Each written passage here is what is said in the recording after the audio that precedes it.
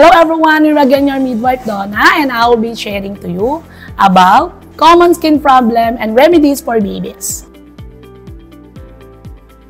It's hard when your baby have a common skin health problem. Marami sa problemang ito ay hindi seryoso. Kaya mahalaga na malaman natin how to help your little one at malaman ang mga senyales ng babala para sa malalang problema. Here's some common health problem in babies include cradle cough, baby acne, diaper rash, and insect bites. Number 1, cradle cough is a common skin condition of your little one. It caused by overactive oil glands in the scalp. Rub your baby's scalp with a natural oil extracted from plants or baby oil to help lift the crush and loosen the scales. Ibabad na ito 15 to 30 minutes before shampooing. Use a hair comb for babies to remove cradle cough or flakes sa kanilang mga scalp. Number 2, baby acne is a small bumps on a newborn skin. Ito ay lumalabas or nade-develops within 2 to 4 weeks after birth.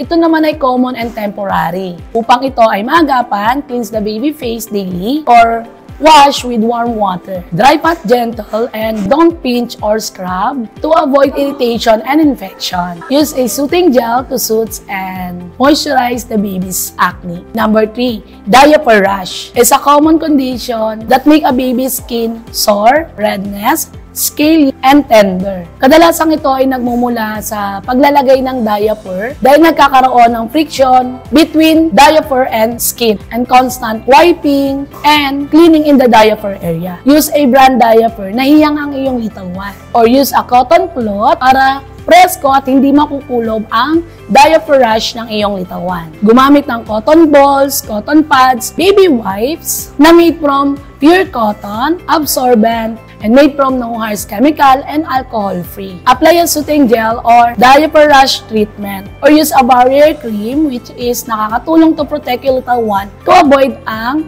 diaper rash. Number 4, insect bites. Usually cause a small bumps, pantal, blister, kaya ito ay nagkakaroon ng itchiness, redness, swellness sa skin ng inyong mga little one. Agapan ito like clean the affected with warm water and gentle soap to avoid infection. Use a cold packs to reduce a swollen, itchiness, and pain. Use a soothing gel to soothe and calm the affected area. Maaari din gumamit ng soothing gel to help lighten and brighten naman ang mga dark spot or marka na naiwan ng kagat ng insekto. At kung may nakita kang sa lumalalang common problem ng inyong little one ay magpunta agad-agad sa inyong pediatrician or your doctors.